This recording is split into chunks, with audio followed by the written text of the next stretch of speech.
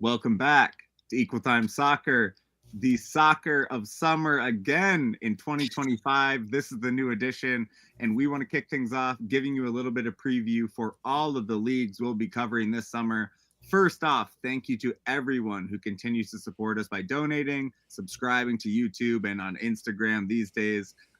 These are the places you watch our coverage, and thank you for helping us grow what we do. Today, we're kicking off this season. Like I said, we have our people on the beat, Matt Pravratsky, the founder of Equal Time, and we have Bridget McDowell from Lights Football, someone who's been on the ground longer than me. Bridget knows her stuff. Bridget, thanks for joining.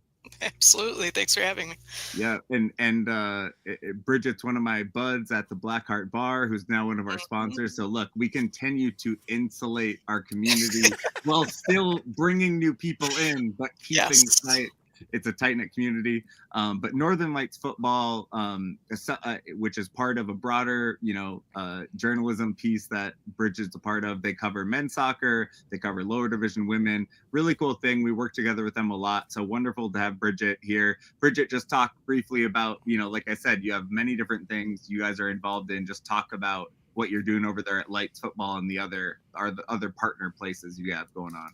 Yeah, so the broader group is Northland Media Group, and then under that we have Northland Soccer, which is covering MLS, so specifically Minnesota United and the Twos. And then on the women's side, pretty much all the lower division women's coverage is on Lights Football. Northern Lights did not fit on Blue Sky, so no lights. The website is still Northern Lights. And then we also have Empower WOSO, which will be some more like pro, like international stuff. We're still working on that. But yeah, I mean, we're trying to cover as much as 3 of us can, sometimes more of us, and then we have our photographers out at stuff that we can't get to as writers too. So try to follow as much as we possibly can, and we post it all there on Lights on Blue Sky and Instagram, and then online.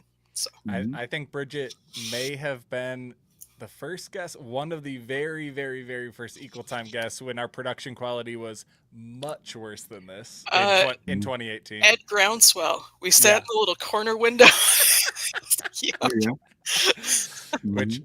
Which, if anything, proves to you how game Bridget is. So we love having Bridget here. Earlier today, both Bridget and Mark were actually down. Minnesota Aurora had both a little bit of open training and then a media availability. So you two were there. Bridget, what was obviously it's in these summer leagues, these early report days means not every player is there. It's very early. Maybe you're only seeing a portion of the roster, but even still, always exciting to get a first look. What kind of things did you pull from both the training session and then from those conversations? It was a more even split today than I expected of the returning players and the newer players. I think it was like 14 or so players total, and then they were scrimmaging with some of the Gopher men's club players. But it was nice to see how they're all like coalescing pretty quickly, and that was one of my first questions for Jen Lyric was, I mean, how are you pulling this together when you don't have everybody here and you have an exhibition match in 6 days? But she let us know there's been a broader effort to, they've been in Zoom meetings for the last month, like talking about the group and kind of getting everyone to know each other, and they're all connecting. A little bit like, freshmen in college when you find out who your roommate is like a few months before so you can figure things out. It's kind of like that. So a lot of the players are local, but there's some of the ones who are there or not, so they're already kind of hitting the ground running with, I think a big group of them went to Lake of the Isles last night just to check things out. All the locals have lists of things that they're going to bring all the visiting players to. So it was fun to see just the speed and the pressure already, and all the veterans are super vocal, and it didn't seem like anyone was like overwhelmed by anything. They're all just Yeah, let's play. Let's go. Well, and it's funny too because there's the whole returner versus newcomer thing. But Mhm. as you said, some of the quote unquote new players for Aurora every summer end up being sort of hyper veteran soccer wise because experienced former pros like Annie Williams, who's like a big time equal time all-star. Love Annie Williams. And then also like Evie Calhoun, who has played 5 years of like high major, college soccer. So, Mark, soccer wise, how wild was it to see this group out there even getting sort of any reps, or did anything jump out in terms of that new mix? Well, I'll be honest. It's like I'm not someone who thinks I'm gonna take something from like a scrimmage like that. But what was fun to watch was at first like Bridget and I stood there and we saw, oh, it's like I think Bridget's like I think there's some guys mixed in. I was like I think the whole other team is guys, and so they were they were scrimmaging the Gopher men's club team, and that's a virtue of Coach Jen Lyric's like relationship, but like. Also, like, I mean, that's the thing of like when they have a game coming up this Sunday, it's an exhibition, but she wanted to play 11-11, she said. So they got the guys there to play, and it's kind of fun to watch. It's like your dream is like a kind of scrubbier. I mean, these guys are much better than me, but like as like a lesser men's player, like, well, someone might need me to help them be someone to, prep for them to actually win. But it was, but you did see, I mean, people connecting still, even in the simplicity of what we were watching that. And the new players were talking immediately to me for people plug for our content, but go to Instagram and watch these post-game, these interviews from media, because the new players that I interviewed, Annie Williams, who's a South Dakota State player, Costa Rica, Iceland, Italy, watch the video of like she's a journeywoman. I said you're like the auntie of the team. She said I think I'm the grandma. Is what she said. She maybe is 30 or something. So for these young players, and then also talking to Evelyn Calhoun, who hadn't been on the team before. She had gone to a game 3 years ago. She's not from Minnesota and she wasn't playing here. She said, Matt, she'd gone to a game. Both of them had said they knew about the team. They'd always knew their quality and the time came for them to play. And so they immediately said, because I can't take that much from watching the scrimmage, like I said, to make it more abbreviated now, both of them said the quality was immediate. It's the second day. They can immediately see that the coaches and the players were of a sound quality because there was a good 8 back of the core. So like the Raps were there, Yelza Bilic, Mariah Wynn, Ava Bjorkman Tracy, Taylor Kane. I'm sure I'm missing a few, but there was a somewhat of a, and Vienna Benke was there training, so they had some just to help, and which was kind of cool to see. But yeah, so new players said it was a good impression, and I think most of the recruits who were of high stature weren't there. There were a few, and I can't think of them now, but like there was a few at each position, but plenty more to come. And so the quality on paper seems to be up as it is every year in terms of like pedigree on paper, I would think, right, Bridget? Do you guys know Bridget, speak to that, and then do you guys remember if Elizabeth Overberg was there yet? She should be, but maybe she had finals. No, not that I could. I do know Andrea said that there were going to be a few more like arriving like today and then over the next few days as well. As they finished finals and their jobs. For equal time fans, we've rarely had a ton of Gopher overlap except for Kenzie Langdock and former Gophers, and that trend continues where Elizabeth Overberg, who is a 4-year starter at center back, is coming in, but she must still be finishing her classes. And then Evelyn Calhoun had the 1 year with the U and 4 years at Brown. So if folks are watching and they're sort of hardcore Gopher followers for our stuff, those are big time impact Big Ten players who will make, and Annie Williams too. So it's exciting. Nice to see it ramp up, because if you're going to be successful, I mean, and there's only 2 D1 programs, I mean, you should have a presence of taking players, from those programs. So nice to see a bump up, and Jen Lyric certainly helps because she's a trusted and proud alumni. And then now, we should say too, I mean, a sneak-in alumni, Mariah Wynn, who's transferring in now. So the Gopher numbers are a little snuck up from that. But since we're talking W League, Matt, let's talk a little bit. I'll give the overview of teams in and out. Let me say this, because there's a lot of new leagues starting now, pro leagues especially. The semi-pro leagues are always up and down of teams. We don't have a ton of turnover. We have a little bit as expected, but actually, like, you could consider the game at a certain stable level in terms of the women's summer league landscape. So returning from 2024 in the USLW League Heartland, Aurora, River Lights FC, Chicago City and Dutch Lions are combining to be Chicago City Dutch Lions. Love a forward team. Rochester FC is back, always improving. RKC Third Coast. And then new is Sioux Falls City's FC, who is Sioux Falls City FC coming from the WPSL. Really quality addition. The only team leaving, a contraction of those Chicago teams, and then Bavarians, who I'm ready to see them leave. Really historic club. Perhaps just resetting into what they know is, longevity and sustainable for them. But Matt, talking about W League, to me, seems like maybe it's the strongest it's been for the division in Aurora and Rochester FC. And for us, we love following Sioux Falls City FC. So now we're really concentrated. Seems like the toughest W League division yet in the 4 years.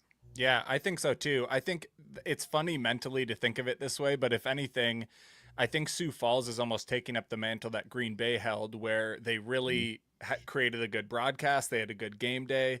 I think it's possible Sioux Falls is even stronger soccer wise, but remember Green Bay pushed Aurora multiple times. Matt, it's possible they're the defending Northern Division champs in WPSL. Put some respect on Sioux Falls City. Green Bay was the only team that pulled points off Aurora that first year. Don't put some respect on their name. I am, but Sioux Falls City is bulletin board. Congrats, you're on the bulletin board. Yeah, Joe, you're watching, I'm sure. I think the combination of all the things you mentioned should make the regular season stronger. I think in particular what you'll see is a few more competitive games, but what you'll also see is fewer of the crazy blowouts. I think that's what fans always talked about, the 11-0s, the 9-0s, the whatever. So I think the combination of the Chicago club should be a greater density of talent down there. And then all due respect to Bavarian, a very historic club, a lot of good players on that team, but they never set up a stream. They did not care that much about game day. I love them as an American soccer brand, but it was very clear they were not prioritizing, the visibility of this team. So having Sioux Falls come in is such an unbelievable coup for the W League. I cannot say it strongly enough. Anyone who would listen, I was saying for years, upper Midwest teams that care about visibility, broadcast, game day. Oh, there we go. And we got one hidden over here too. So I just think that's a big deal. You said Rochester has always done such a good job of creating a baseline and creating a steady product. I think they really work their butts off down there, and they always find really interesting nooks and crannies for talent acquisition. So does Sioux Falls. I'm very excited about the division. I do think one sort of maybe appreciated element of this is the road trips will be a little bit different. The schedule will be a little bit different. The imbalance of the number of teams, I think, means everyone has 3 with a single team and 2 with everyone else. Yeah, so teams get 1 triple matchup, which is pretty unique for a summer. So in this situation, for Aurora, for example, I think does 2 Sioux Falls trips, which is a great coup for Sioux Falls to have 2 of those home matches. But that means every single team will have a triple matchup. And so the bad luck and good luck of who your triple is will be very interesting. But just in general, I think the league has continued to grow. I do think the competition will be better in the regular season, but I also think in general, and we'll probably talk about this later on, I think head coach Jen Lyric very intentionally tried to build in some of these exhibition tests so that players get more practice reps, but to be honest with you, also so that the coaching staff gets early learning.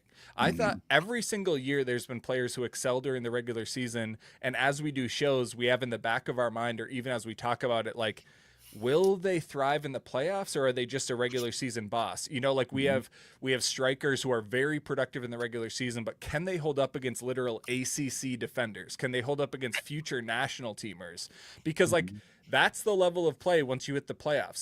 The midfielder from Indy 11 that now plays on the literal national team, Hal Hirschfeld or whatever, you're talking about a crazy jump in level. So I'm curious to see, but I do think across the board, you're seeing the level increase for sure.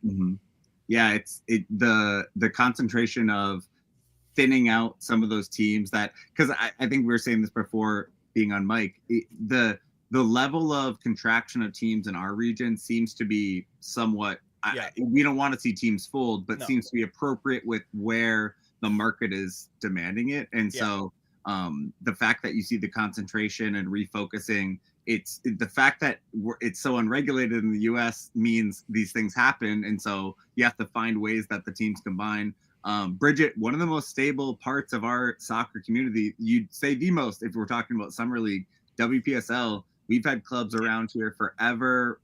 We talked about Sioux Falls City they went into that division over 3 years, then became champion last year, taking out the big dogs in Salvo and Thunder. But not a huge amount of change in that division. Returning from 2024, Salvo, Minnesota Thunder, Mankato United, St. Croix, Joy, Minnesota Dutch Lions, which is a rebrand from Rochester United FC. Nice to get the naming different for everybody to keep the convention separate.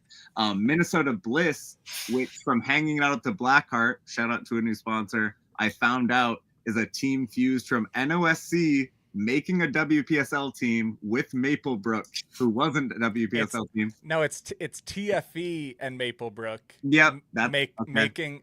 Yep. They're making a combined WPSL team, but they still have separate UPSL women team. They are trying to make the three of us go insane. And so blame me for getting it wrong, but shout out to Morgan Philibert from trying to help me understand it, who is keeper coach for those teams, whatever the names Matt said. But Bridget, regardless, there's a nice bubble. But no, the teams in WPSL have been, especially Salvo, Thunder, Mankato United. Jesus, this guy's going wild with the board. Someone found some new buttons. But those are the teams like we've always been able to cover. Like from like trying to write about teams, it's been brutal. And so just talk about kind of what that league has meant and how you look at following that league and the teams that are able to give you something to write about or go to. Yeah, I mean the base ones, Mankato, Salvo, Thunder, Dutch Lions in whatever form has usually had some sort of presence, whether that's social media or at least putting updates on their website or something, so that we can find final scores, but we don't know who scored. We're like DMing coaches and trying to find out like what happened in a game, just so we can say what happened in a game, and not tag them because they have nothing to tag. But I mean, those bigger teams, a lot easier to reach out to, a lot easier to find that information, a lot easier to go to a game and have a reasonable game day experience, whether you're tweeting from your phone or, sitting there with a laptop and, actually pulling stats. But yeah, it's great to see the balance between the academy teams, which are always kind of there and always at a similar, the standard is the same for them every season. And then to see movement too between some of those clubs and those academies, where player moves from the academy into one of those clubs while they're in off season or what have you. But so there is still a bit of that discrepancy, between the top and the bottom. Yeah. Obviously, Mankato, fantastic broadcast down there on the Bethany campus, alum. So. Great stadium, great game day. It is one of the 5 soccer stadiums in the state of Minnesota. Yep, maybe. Surely, it is. Let's do it. Allianz, St. Cloud State, ELR, Bethany. Other ones we don't know about. Well, some D3s and other stuff. Yeah. But to call it, like a stadium, not just with like it's with an actual stand for their camera and a press box and all of that stuff. Yeah. No, Mankato is still one of the best places to watch a summer league soccer game. Yeah. I think for if you're trying to get into it and just like follow along, that's a good way to do it. Just find the Mankato games and you'll see, all the other teams that they're playing at home. And they'll still do pretty decent coverage of away games too, no matter where they are. Yeah. I mean, some of them are a little bit more accessible for people in the Twin Cities. St. Croix, right down here in Stillwater, Manitow, right in White Bear Lake at the high school, now the middle school, I believe. But yeah, there's games all the time. You can always find one if you want to go see a game. Well, scheduling's nuts, but and to your point, Bridget, if you want to go to one in person, you can almost always find one you want to hit. Yep. And to be honest, if you're trying to cover it, if it's a WPSL side, just to be brutally honest, and if you're trying to watch it remote, it really is Mankato, because like all due respect to the rest of these clubs, like like Salvo and Thunder have really, really strong teams every single year. Mhm. But like there's entire times where I'm not sure when the game is. Like it, and they don't always have a stream, and you don't always know. And so when it comes to following remotely, Mankato is just like now that Sioux Falls is gone on the WPSL side. I mean, it's night and day, them and everyone else. And like, then like Minnesota, maybe like Salvo can be okay, and then Minnesota Dutch Lions, like formerly Rochester United, they hustle. They'll throw stuff up, and so the Rochester teams always have something. But yeah, it is. So for people, we'll talk about streaming later, but I mean, may as well. We're talking about it now. For the most part, last year we were finding those on YouTube, similar to when we talk about UPSL. We'll see. There's not a lot announced so far, and so that's something we'll definitely promote as we see it. But YouTube ended up being kind of nicer than all those different kind of fringy ones anyway. It just makes it, a simple thing. It's on your phone. You're already using the app.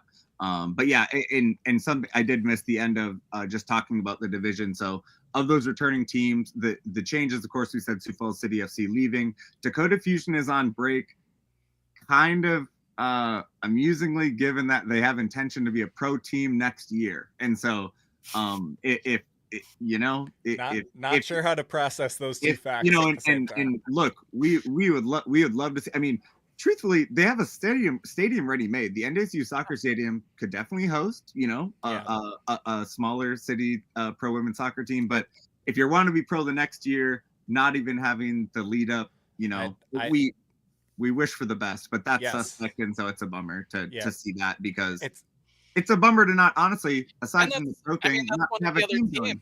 Yeah, that's one of the other teams that's easiest to follow and most consistent in like putting that information out there. So there's a bunch of players there. There's a bunch of players. There's a bunch of players at Concordia and Moorhead and NDSU, and UND, they play there, and UND, and they play there, and so it's that's unfortunate, but yeah. Well, and Tim, one of our compatriots following lower league stuff, they've done good stuff for the club before. We've seen good stuff. It's more of a resource question. And like Mark said, if you were going to try and start like a random pro team up in the Fargo Moorhead area, that former NDSU football stadium that is now the NDSU soccer stadium would be so great. It is worth noting that I don't know that their relationship is strong enough that they've ever been allowed to play there. They've never played there. They play at the Moorhead High School, so that says something. But it would theoretically it would work out, but and theoretically you could have enough fans there, but they're not a team that has before. So we'll see.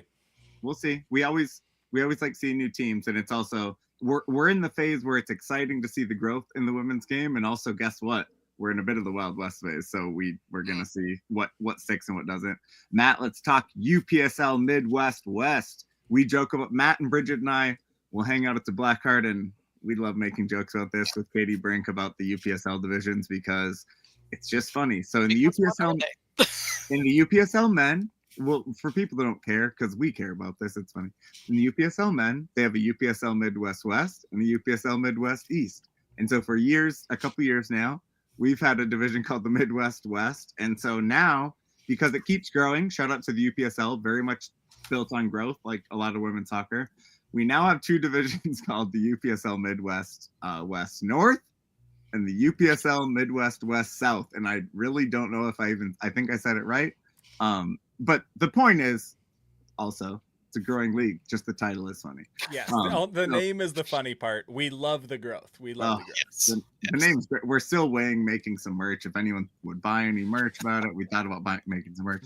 Might just make it for the three of us. Yeah, it's insular comedy, and that's what we do. But a lot of continuing teams. So nice to see, because this is a new team and a new league in terms of the women's side, and like I said, really is built on growth, which can be a false growth, but we're seeing a lot of teams continue, and that's great. So continuing from last year, Aurora 2, NOSC, Twin Stars, Granite City FC, Flora, Superior City, Blackhawks, TFE, who, like we said, have the combined thing in WPSL, St. Croix, and Skills FC, who we interviewed last year. Really cool. Shout out to Skills FC, a team that had a lot of non-traditional players, and I really enjoyed talking to them. New for this year, the reserves for Rochester City FC, so similar to Aurora, a W League reserve team. I think they had tried to get in last year, and I think the TFE 2 team got in instead. If what I remember. I don't know. Yeah. Who knows where I could have heard that. And then Lakeville SC women, Lovin' SC. So a little bit of addition, but some stability. And then the Karen Football Association. Yeah. Corinne, I'm sorry. Yeah, I have it written here, but I skipped over it. So Corinne Football Association, which, that's a local team to St. Paul. Yep. Matt, I already said, built on growth, but some stability in terms of the teams. What did you make of the quality last year? We did watch a decent amount. We watched some Aurora 2 games. I went to, Superior City. We went to a few. What did you make of the quality, and, what do you make of kind of the transition of teams and how you see the next year coming in for UPSL Midwest, West, North, and South? Yeah.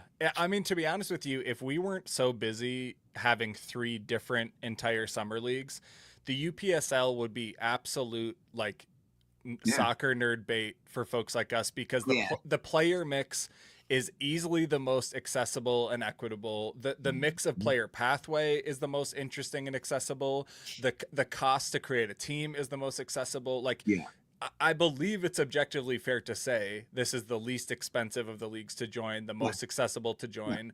And for that reason, we will always just ride hard for the opportunity that these players are getting. Like, for example, Karen FA scrimmaged a different cultural team, like the Hmong national team, as a scrimmage 3 days ago, and streamed it to social media. That's so rad. That's so cool. These players are getting platform, they're getting opportunity. So we just love that. Even Aurora 2, if you look at Aurora 1 versus Aurora 2, the player mix is so interesting. You have D1, D2, D3, JUCO, community leagues, ethnic leagues, futsal players, older players, not just college age. It's just, I ride so hard for the UPSL women for that reason. And to be honest with you, I thought there was some pretty solid soccer. You watched games where Superior City would be playing against Aurora 2. There would be some 16-year-old kid from ESCO defending a D1 winger, or defending Mandy Elton, who's D3 All-American, and you're just watching them battle, and it's so awesome. And so I think obviously the pool maybe doesn't have the pros of the pros, or maybe it doesn't have as many Power 4 college players, but I still thought you saw decent soccer. I thought you got to see some really interesting soccer, Matt, counterpoint. Counterpoint. Anna Tobias, she's on trial right now, who played for Superior City. And then Mac Raff played for Aurora 2. She got the NWSL trial. I mean, I think it was so sick. I mean, Aya Makled, who was a young central midfielder from St. Kate's, Martin was up there crushing it. You had Mandy Elton. Equal Time does not have the capacity to cover D3. So when in the summer, there's too many D3 schools. We just not have the capacity to see those players out here just absolutely shredding it, to see players from the NSIC D2 conference out there shredding it. So I'm excited. I think the split will be interesting, because you will see a little bit different on the North and South, the team split. And I think the scheduling and the setup it can be tough for these teams. I will say they do sort of require, in a more forceful way, teams to stream. It doesn't mean you always get the highest quality thing, but that's a big deal. I mean, we complain about this so much of not having usable streams. So a league actually trying to require it is big. And it didn't mean they all had it last year, but they are trying to Well, and we've been doing it in every single league we talk about. You have to shout out Superior City FC. You have to shout out Vlora. You have to shout out, I'm assuming Rochester's reserves will be like this too, where they put on a product, they have a stream, they have it set up. Actually, I think Vlora, or was it Blackhawks? I apologize for this. I think Vlora just announced a U of M Morris player, which is sick. As Vlora. Which is sick. I believe it's Nogby. She's a striker. Yeah. Absolutely sick. So I think the soccer is, if people think it's the cheapest of the 3 leagues, most accessible of the 3, I still thought you saw solid soccer. I think you saw really accessible teams and leagues. And so I'm excited for it. To Bridget's point, it's really impossible to try and cover all 3 of these really actively. But if you can get out and check out a game, and a lot of these are really probably close to you, no matter where you live in the Twin Cities, or even find something. Yeah.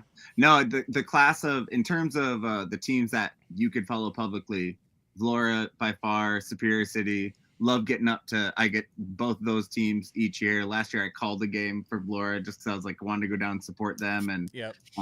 yeah, Superior City, they have even more UMD players this year, which is really cool to see the syncing up to that, because you gotta capture that local talent. But Matt, as we get into the season, we have Pentz Home still with us. Yep. But why don't you dig in and give a little shout out to sponsors that we have for this coming session here this summer? Yeah, huge shout out.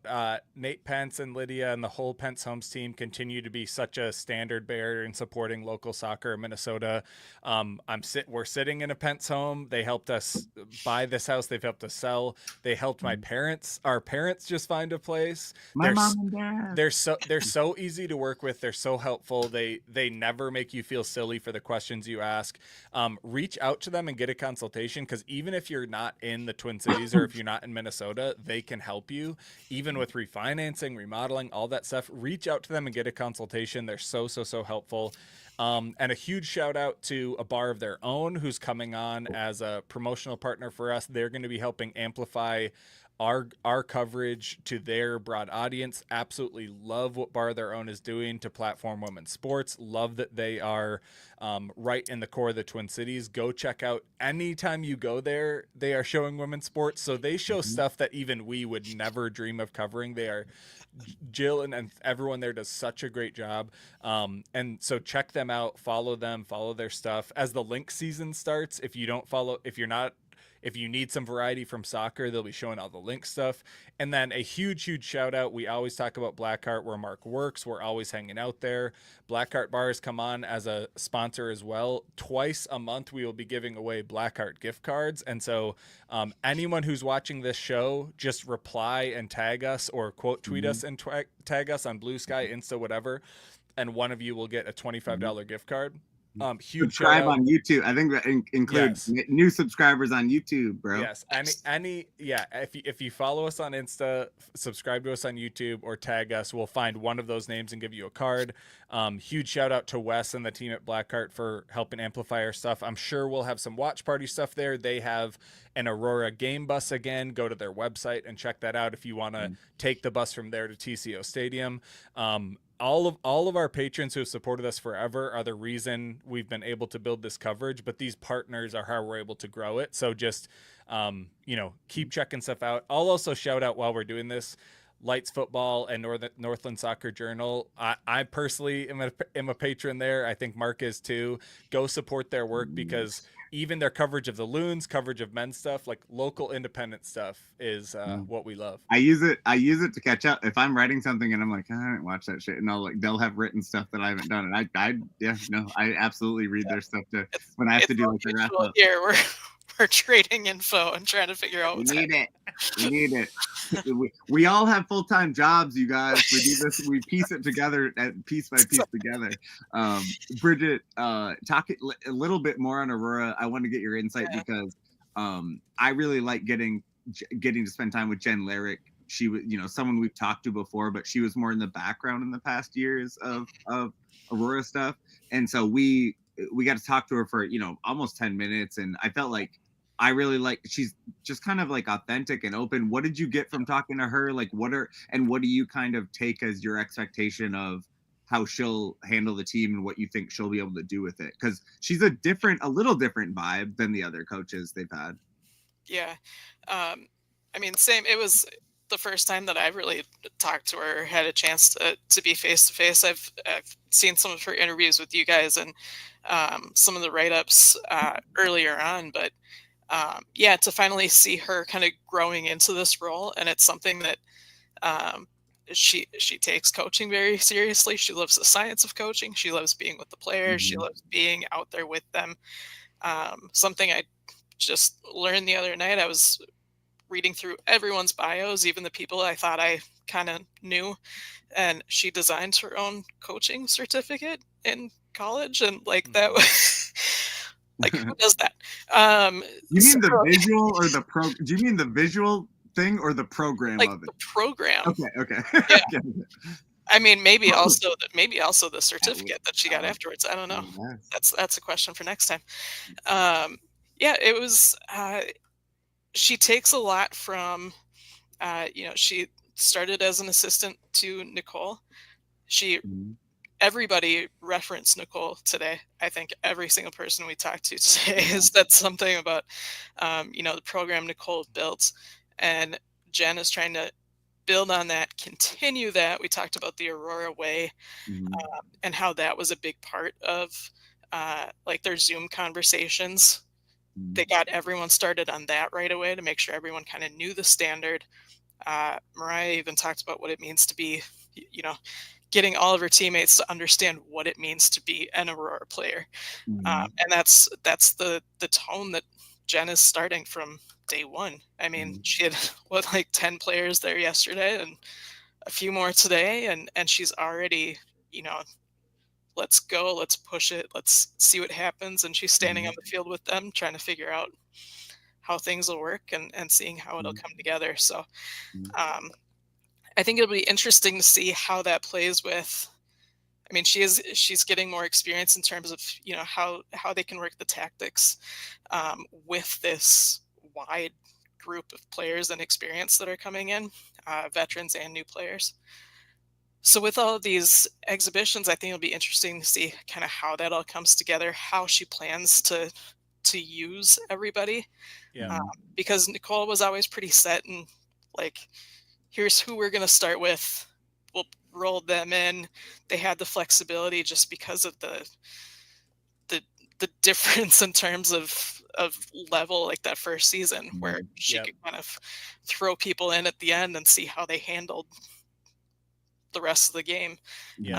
So it's going to be a little bit more difficult this year. So it'll be interesting to see how she pieces that together. But I mean, she was talking about how she doesn't pay any attention to us. Instagram, what we're talking about, what we're writing. She's like, I don't care about scores. I don't care about rankings. We're here to learn. We're here to develop. We're here to grow. I'm going to do it right here alongside the players. Let's go. And we're all like, okay, cool.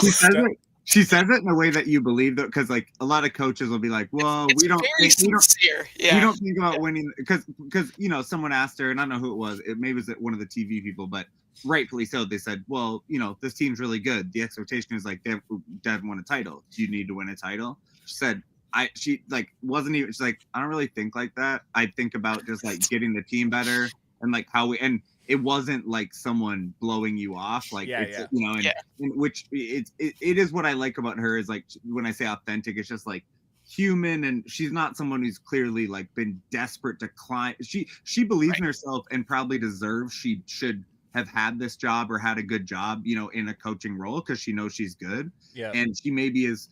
I would say, to be honest, a more boisterous and more self-aggrandizing coach maybe you would have, but I don't know that if they would have got it in the right way. I think Jen is like wholly on her feet of what she can do, and if anything, she definitely could have got a job like this before. I think stood on like past results. I think it was John who asked that and mentioned like, and then you get to the playoffs and it's like a Minnesota sports team and everything falls apart, and she right away was like, we made it to a final. We were in the final the first year. We were a penalty kick away from a trophy. So stop it. But also, I do not look at results.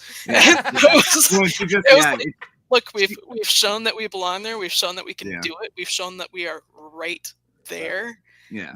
And that is what we're striving for. But at the same time, like she's not going to be grinding it out for 3 points if it means throwing away whatever standard or game plan that they're looking for. I'm super curious because I agree with what both of you said. I think she's so capable. I think she thinks the game as much as any coach could. I think she's like PhD level like coaching education type person. I'm so curious what that looks like on the field because even from Nicole to Colette now to Jen, I think they all have an expectation of carrying a bulk of this culture over season to season. But I'm so curious what Jen's quirks will be compared to Nicole's, compared to Colette's, because, for example, even how they use the forward line has always been so funny of like, if you're in this press, then are you going with like straight up athletes? Do you need a true 9 who can suck up some oxygen and just bang? And like the Sophie French type, you know, the big strong forward type. Do you how they use the midfield? Because Evelyn Calhoun, the new Big East midfielder, I'm forgetting. You know, does Kat Rapp work more frontline versus midfield? And then even on the back line, you have a really interesting mix of like, is Asakante helpful? Healthy, excuse me? Does that mean she can play? Because she was here all summer but didn't play last year. She's a big, tall, athletic center back. So Annie Williams as a new defender, all these Elizabeth Overberg as a new center back. So I'm so curious to see, to your point, Bridget, how much she shifts things early, or even how much she uses the exhibitions to test things out, because we haven't really had like a true exhibitions before. Well, she'll only have so many, because like we saw maybe 15 players there today, and then you know, maybe there'll be a few more coming in by Sunday, but even so, it'll be pretty thin. I mean, she, to her credit, someone asked, you know, because the coaches keep saying it too, and I'm like, I wonder how many coaches they'll keep saying this, like the Aurora way, because you're like, someone's gonna be like, I have a new way to talk about no shade, but someone's gonna be like, I want to reset narrative. But Jen is from it, and she said, well, I was part of building it. Not like not in an attitude way, but she was like, well, it's a part of building that, and that I am a part. And she's not picking up the mantle. She is one of the people who built that mantle. Continuing it. And a bunch of the players are still here. I mean, like, it is pretty wild. I mean, like, of course they rotate, but like, for a team not built especially on a core local group, they have a lot of returners for people who could be playing anywhere. They transfer colleges. The Raps have transferred colleges 3 times each. They come back a 4th year here. They could play anywhere. They could take a year off. Like, so there is a lot. There's more continuity than you could expect. Like, and even some of the newish players. I talked to Ava Bjorklund Tracy, who signs late in the playoff stretch 2023 and never got onto the field. But she's back to play a full, hopefully a full season and just be here through. She just graduated college a few days ago and then came here, and she's a St. Paul native. So I had asked her, like, you know, what did you get from the experience of like traveling to Flint, Michigan and training with them, and then, you know, sitting on the bench and watching it happen, and then coming home and going back to college. And she just said the level is high. They're like, everyone was pretty like calm and collected even through that whole experience in Flint, which was kind of chaotic, and you know, they're just throwing everything at the wall at that point. And she was really impressed with that. And then just all these players who are coming back knowing like there's a club of this caliber in their hometown, in their home state, with people, around people that they know. And the level is up there with anywhere else they could go right now. So some of these older players who are just looking for like their next step and wanting to play at a high level coming back, and Jen's going to have so many of those players to use to kind of tweak things. And, you know, a 30-year-old and a 17-year-old on the same field is kind of nuts, but they're all like, that's all just been part of the process, and it makes it really entertaining on our side too. So well, I mean, it's the quality keeps going up. I'm going to ask Matt about this, but I will say I talked to a player who was in camp today who we didn't name yet, but who had played like in a scrimmage in the Northern Super League in Canada, and said, you know what, like, Aurora would have beaten and it was a preseason game, you don't know, but they're like, I think, and they're just at Aurora now. You're like, I think Aurora would have beaten this team. And so it is, I think it keeps growing. And we saw more and more. I only saw a couple of these I mentioned today, Matt, that I referenced earlier, like Anna Tobias. I just saw it because I don't go on Instagram enough. I got to get back into the game now to follow this stuff. But that's the only way to know when people go pro. But I saw Anna Tobias on the trial, I think in Portugal, forgive me, but from Superior City. You know, we've had players from Aurora, Sioux Falls City, Mankato United, of course. Now we got Annie Williams back, who had at least had 1 year there.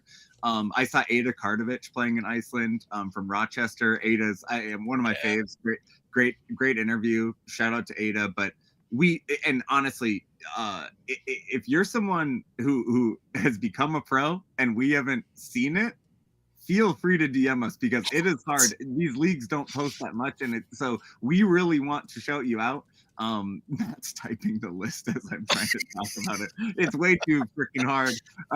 But that's cool because so many people. But just Matt, the what I really want to get at, and we don't have to list every person, but like you can try and list some of these you want. But the scale of so I interviewed Annie Williams today. Annie Williams got interviewed by Matt 6 or 7, 8. 2018, I think SDSU beat the Gophers. Okay, so she's still maybe under 30. Good job, Annie. But Matt interviewed Annie then, and I was talking to her. I was like, oh my god. I was like, well, this is about full circle for us too. Yeah, there you go. Matt's got the jersey out. But Matt would be scraping, and good for him. He would find any pro. Now there's too many. We're gonna forget a bunch. Yeah. Just talk about the difference, and I could ramble, but talk about the difference of how many women are playing pro, and also like the kind of immediacy of better chances now. Yeah, I mean, I think when I first started covering, even when I was at 55-1, I mean, back then. Not at 55-1. Yeah, there you would have. I mean, you would have. Simone Calander, who was Big Ten Forward of the Year. You would have random players who just loved the game so much they wanted to go over there. But it was all just the overseas opportunities that are like barely visible. So like when we see players go to Iceland, when we see players go, even like Mimi Iden has been crushing it forever, has had multiple Iceland trips, has plays for the Liberian national team. Mimi's the absolute best. I haven't been able to, we will have her on. I've tried multiple times and I've just not, continued to drop the ball. Mimi, talk to us. We're here. Mimi's the absolute best. But even like Meredith Hawkinson has played overseas. Ari's playing, I think, in the Philippines. I could be mixing that up. Athena Kuhn. And we're getting into summer league connections here, but Morgan Stone, Tiana Harris, Kenzie Langdock, Morgan Turner, Megan Plashko, Anna Tobias, Ana Ricardo Pacheco, Ada Kardovic, Katie Duong, Jenny Vetter, Addie Simmons, Rashida Beal, Hannah Cade. Like these aren't current, like some of these are past. But it's just, you're so many more opportunities now because of the new domestic scales, but you still see a bulk of these players going overseas. And part of it is because when you have, for example, I didn't list any of the NWSL players in that list. You have, we have the, all of the draftees from this year, the Maddie Delines, the Kaya Harpers, Claire Gagne, who's great. Sophia Bowman, I think now is a practice player back in the NWSL again, maybe not officially on a roster, but you just have so many of these players who can absolutely shred. And personally, I think I'm really excited about the Northern Super League. I'm really excited about the USL Super League, even the ones that are speculative and don't exist yet. I think all that conversation is good. I think all of it creating energy is good. Obviously, by the time the teams and the leagues exist, then we start worrying about like making sure players are treated well, supported well, compensated fairly. All those things are still true, but in the speculation phase, in the excitement phase, we're just always going to be blanket more opportunity is better, because to be honest with you, more of these leagues and more of these teams is what creates the pressure on the teams to do better, because then all of a sudden, because right now, here's what happens. If a player is a fringe NWSL player, they're choosing between being a non-game day player in the NWSL or Super League, and then all of a sudden they might just choose to drop. And then if someone is trying to become a USL Super League player and they're on the fringe, they might decide that, or they might go overseas, or they might drop. And then if someone's trying to decide to be an overseas player and they're on the fringe, they might just drop. But the more opportunities you have, the more places there are to land, the more chances people have that feel real. And so I think the domestic leagues existing puts a lot more opportunity and a lot more pressure. And one element that we don't talk about a lot, because it's just not a very easy thing to publicly discuss, is there aren't that many great player agents for these players to work with. Just to be honest, I have heard, here's one way I will say it. There's not a single pro player I've talked to who did the overseas thing that doesn't eventually tell me they had to switch agents. There's not a single player I've talked to. Okay, I'll do it. And so, but it just means even when these USL Super League teams were starting up, there was times where I was randomly emailing squads where there's just players we've covered forever where there's no reason they shouldn't be picked up. There's no reason. Yeah. And so And so I think where you're getting to is the point where more of these domestic teams existing, more of the leagues existing, even the USL Super League launching and then getting a league sponsor, every little step like that Yeah. matters. Every Yeah. step matters. If the WPSL Pro thing ends up being real, that's great. If NWSL Reserve ends up being real, that's great. And even if they don't end up being real, sort of the idea burbling up puts this pressure to say we need to create more opportunity. So we tend to bias here very strongly towards more opportunity is better. But I think it's exciting. It means it still is a lot of pressure to make sure those opportunities are real and they come to fruition. But compared to 7 years ago, it's night and day for sure. Yeah. Well, and it's, with the Super League, you're like, there, bumps, of course. I mean, like, you're not getting the attendance everywhere you'd want. I mean, I'm sure the teams are losing, certain amount of money, but they're playing. Seems like the players are being paid. Otherwise, I guess some of them might have left. But Bridget, this is the type of thing we might BS with, at the bar, but it is like seeing so many different leagues launching. It's the downside of like not having a structured system from US soccer, but still like really exciting to see what can be possible. It's like the mix of emotions, right? Like how do you balance when you see like, it's amazing to see leagues start, teams be announced, not all of them will make it, maybe not to be cynical, but like what it is in the beginning of how do you balance that in terms of like you wanting to see the game grow and being a fan but also trying to cover it? Yeah, I mean, at Lights we feel exactly the same way. I mean, more opportunities, more spots for these players to play and to get that experience and that exposure as well. That's all massive. When it comes to seeing these announcements come up, it's one of those, well, let's see what happens. We're not going to make a plan for anything until like the week of, when we're sure that like, is this a real thing? Okay, let's figure this out. Let's do it. So yeah, there's a lot of potential issues there. And you want to make sure that they're doing it the right way.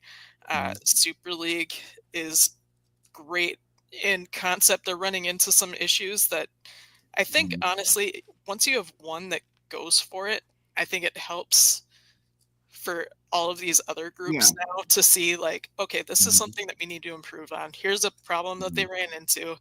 Now we know. Each one that pops up and then kind of goes away is a test product for the next one. So I think that helps. And then once you see a few of those, people are, people are actually talking about this. Let's let's open the wallets a little bit and see what we can do. We can do this too. Let's go. So yeah, you don't want to dilute the whole market, and it's you have some of the regional talent who sticks around for WPSL, USLW, all of these leagues, but some of these bigger ones pop up, and are those players going to leave? Are we going to be left with some of the D2, D3, which they're also fun to watch, but you don't want, like, those players want to be playing with that level as well. That's how they improve. So it's really hard to watch some of these be announced and go, yeah, that'd be really cool, but what are we going to do with this? The thing is, right, like you don't have to, you have to lose. And by the way, MLS teams lose. There's a bunch of NBA teams that, like big teams that lose every year. They win by selling their team later. But you still have to, so it's not impossible that people be willing to take the loss, but you wonder how many of them would then be in the position to see the end. But I will say this, and you joke, it was like soccer wars if you're on Twitter, and men's soccer like 10 years ago. It did result in, like, sorry to some of the NASL clubs that folded, but like eventually the ones that could survive did. And so we'll see some of that. Like with all these different women's leagues, like we'll see where it congregates into what can be the appropriate reserve league. And the nice thing is that there's a ton of people who apparently want to do it. So that's a good problem. And that's the only way you can build that structure. Once there's demand for that structure, I think we'll actually see more of that, which we just haven't had. And if people are willing to take losses, there will be return later. I mean, the fact of the growth in NWSL is, almost as much as WNBA valuations. It's absolutely wild. And so, most people who want to own a team can't buy an NBA or NFL team. And guess what? They start looking. And but it is fun to see so many teams being announced, and it is we like seeing the Minnesotans playing in those leagues. And we look forward also to hearing a bit more of their stories, like after playing the year through, and seeing how expansion and everything goes, because like we said, exciting. I mean, we all want it to work out. But for people wanting to watch this summer, I will give just like a brief overview. People have not been explicit in terms of the streaming, but we can predict largely based on last year where you're going to be able to watch these certain leagues. So W League is on Sports Engine. It's an NBC, I think, technically shingle.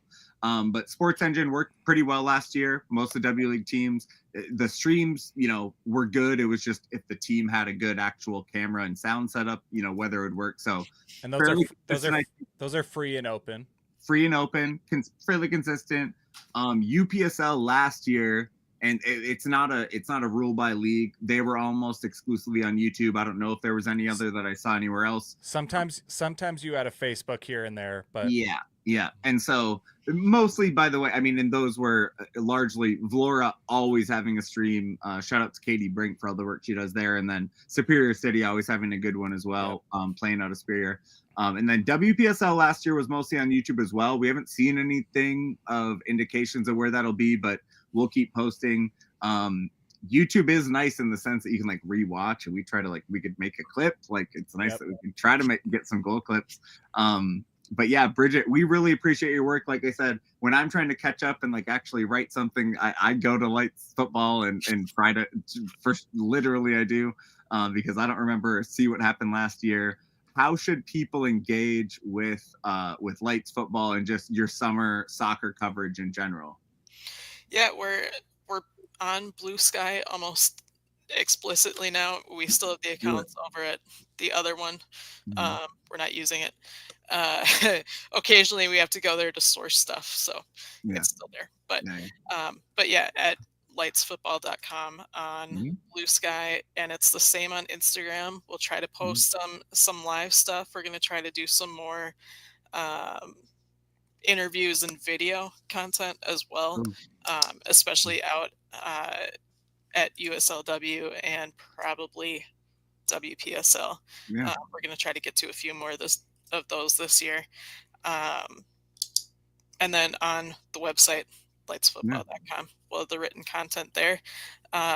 Any game we cover, we're typically trying to do live updates if there aren't 5 other games we're covering at the exact same time. So some of the most local centralized ones will have game updates running a full live thread. And sometimes we'll just repost the goal clips that you guys post. So it